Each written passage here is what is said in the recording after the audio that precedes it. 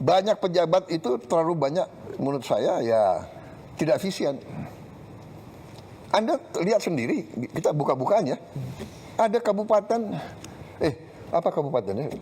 Pemerintah daerah, dia beli mobil dinas gubernur berapa? 8M. Ya, provinsi. Ya, ada tuh provinsi.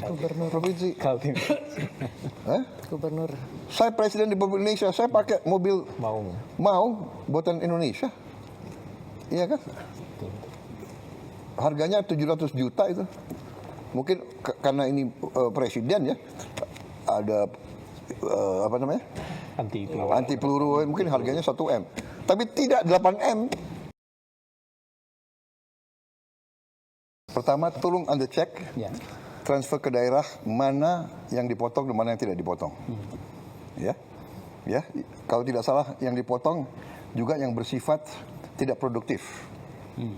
Dan saya ingin jelaskan, waktu pertama kita lakukan efisiensi, kita menghemat 308 triliun dari pusat sebagian besar. Ya.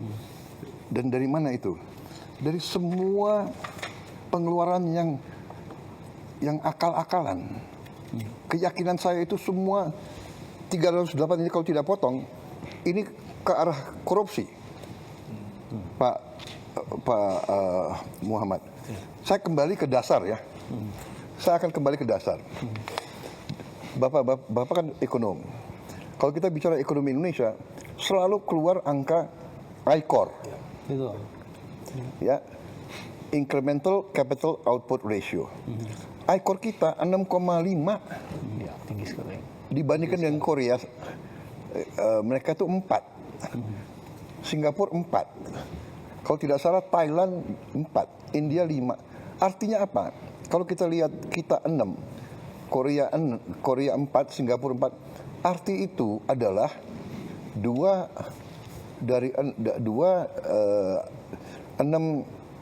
4 per 6 kan 2/3. Ya. Jadi kita ini kalau angka itu artinya kita 30% lebih tidak efisien dari Thailand, Malaysia, Filipina apalagi, Vietnam apalagi. Vietnam 3,6, Filipina, saya mau tanya. 2 kali lipat tidak. Ya, saya mau tanya ya, Pak Muhammad. Kita bedanya apa sama orang Filipina? Kita rasnya apa? Apa kita lebih bodoh? Kita lebih tidak efisien. Kalau saya pakai ini sebagai dasar, artinya saya datang mendekati APBN kita yang 3.700 triliun, which is 230 miliar dolar. Pertama saya sudah lihat, ini 30% dari 230 itu 75 miliar dolar. Tidak efisien ini. Dan saya sudah buktikan, dengan efisiensi saya bisa menghemat di awal 308 triliun. Itu sama dengan 18 miliar dolar. Masih banyak yang bisa kita hemat, Pak Muhammad. Banyak sekali yang bisa kita hemat. Coba, masa kita ada biaya seremonial? Tiap kementerian, tiap badan di seluruh eselon Indonesia itu ada biaya untuk ulang tahun. Saya bilang sudahlah, seremoni hanya di ruangan, potong tumpeng, ya kan? Biaya percetakan dan souvenir kita potong 75%. Pembelian alat tulis kantor kita potong 90%. Tiap kantor selalu beli alat tulis, beli buku, komputer hampir tiap tahun. Sewa gedung, peralatan, rapat seminar sejenis. Sudah ada kantor kementerian, semua pejabat maunya rapat di luar daerah, luar kota. Betul. Di luar kota. Ada yang mau di Bali, ada yang mau kajian-kajian. Saya analisa, saya bilang masalahnya sudah jelas kok, masalah kemiskinan, kesenjangan, lapangan kerja, iya kan? Jembatan anak itu teriak, Pak Prabowo, tiap hari kami basah. The problem is there. Jadi Saya lihat dengan penghematan yang pasti ke korupsi. Nah, ini di awal, di akhir tahun pertama pemerintahan saya, Menteri Keuangan melapor, Pak, kita masih ada sisa sekian ratus triliun juga.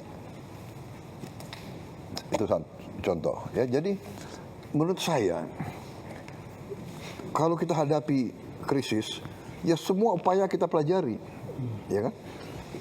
Pertama, kita harus turunkan konsumsi. Ya, kita bisa turunkan konsumsi. Saya lihat negara-negara lain, umpamanya lagi mikir hari kerja jadi 4, dari 5 jadi 4. Ya, Filipina, Pakistan sudah. Kemudian work from home, bekerja dari rumah. Waktu COVID kita lakukan, cukup berhasil. Ya, saya kira kita bisa lakukan itu juga. Mungkin 75% karyawan dan pegawai bisa kerja dari rumah. Sekarang ada Vicon, ada banyak teknologi. 30 tahun yang lalu nggak ada, itu satu. Kita juga bisa, sebagai contoh tadi ya, work from home, kita juga bisa, umpamanya, satu mobil nggak boleh ditumpangi satu orang. Di negara-negara lain juga, satu mobil minimal 4 orang. Ya kan? So, banyak cara. Jadi, maaf ya, ada yang dramatisasi penghematan itu. Enggak, kita tidak kurangi biaya pendidikan apapun, kita tidak kurangi. Kita tidak kurangi biaya operasional, kita tidak. Justru maaf ya, kita buka-bukaan aja. Saya berani, jangan nantang-nantang pemerintah pusat, ya kan? Banyak biaya yang harusnya dilaksanakan oleh kabupaten dan provinsi tidak dilaksanakan. Contoh tadi jembatan desa, rakyat harus teriak, presiden harus turun tangan. Padahal maaf, ada dana desa. Kemana dananya di bupati? Kemana gubernur? Tapi oke lah, saya ambil alih tanggung jawab. Ya, jadi kita ini harus terbuka, kita harus fair. Banyak pejabat itu terlalu banyak, menurut saya ya tidak efisien. Anda lihat sendiri, kita buka-bukaan ya. Ada kabupaten, apa kabupatennya? Pemerintah daerah, dia beli mobil dinas gubernur berapa? 8M. ya, provinsi ya, ada tuh provinsi. Provinsi. Kaltim. Gubernur. Saya presiden di Republik Indonesia, saya pakai mobil mau buatan Indonesia. Iya kan? Harganya 700 juta itu. Mungkin karena ini presiden ya, ada apa namanya? Anti peluru, mungkin harganya 1M. Tapi tidak 8M. Coba kita selidiki semua. Efisiensi, habis itu kunjungan kerja. Sudahlah, itu yang kita minta, kesadaran, rasa tanggung jawab, ya kan? Bupati, kerja untuk rakyatmu. Gubernur, kerja untuk rakyatmu, ya kan? Itu yang kita minta. Jadi krisis ini ya kita akan sesuaikan. Dan dengan ini, ya krisis ini memang kita harus waspada, tapi kita banyak langkah yang kita lakukan. Dan kebetulan juga ya kita berada dalam posisi yang agak lebih baik dari negara lain. Satu, kita sudah kontrak ya. Untuk tahun ini kan kita sudah punya kontrak-kontrak. Dan sebagian kontrak-kontrak itu justru bukan dari daerah situ. Kita dari Afrika, kita juga dari Amerika. Ya, harga itu kita ambil rata-rata 1 tahun. Ya. Tapi benar, kalau perang ini berjalan lama dan harga di atas 100, kita harus benar-benar lakukan langkah-langkah. Nah, tapi ini juga akan mempercepat strategi kita. Dari awal strategi saya, swasembada pangan, swasembada energi, swasembada air. Air kita cukup, alhamdulillah. Banyak negara di Teluk itu air aja nggak ada. Air aja nggak ada. Ya, Saudi Arabia tidak punya air. Dia hidup dari desalinasi. Air laut. Dari instalasi desalinasi harganya 1 miliar satu. Dia punya nggak tahu 7, 8, 10 saya tidak tahu. Tapi kalau musuh dia lawan dia Ngebom. menghancurkan itu 7, 8 dia Air. dia very bad trouble. Bahrain, Qatar, UAE sama juga. Tidak ada air. Even Iran air susah. Kita tinggal air kita manage. Kadang-kadang kelebihan air. Iya kan? Karena kita tidak mau kita sebetulnya ya sudah ribuan tahun tahu kok kalau hujan pasti banjir. Iya, iya. Tapi kita ya kan kita nih ya ini kita harus bangun sekarang ya. Kita harus waspada, kita semua eselon. Alam yang begitu baik dari Yang Maha Kuasa, jangan kita santai everything. Kita harus bangun. We have to be tough. Jadi ini wake up call. Tapi ini akselerasi. Jadi saya berniat, saya sudah kasih keputusan politik dalam waktu yang sesingkat-singkatnya, paling lambat 2 tahun kalau bisa, kita harus punya tenaga surya 100 gigawatt. 100 gigawatt. Iya. Nah, kita sekarang sudah bisa produksi sekitar kalau tidak salah ya 11 gigawatt dari dalam negeri saat ini. Kita masih punya pembangkit listrik tenaga diesel sebesar 13 gigawatt. Jadi ini harus kita tutup. Tidak boleh lagi ada listrik dari diesel, terlalu mahal. Jadi kita saya kira dalam waktu dekat 13 gigawatt bisa kita adakan. Jadi very soon kita tidak akan pakai diesel, solar untuk listrik. Jadi itu penghematan kita pertama.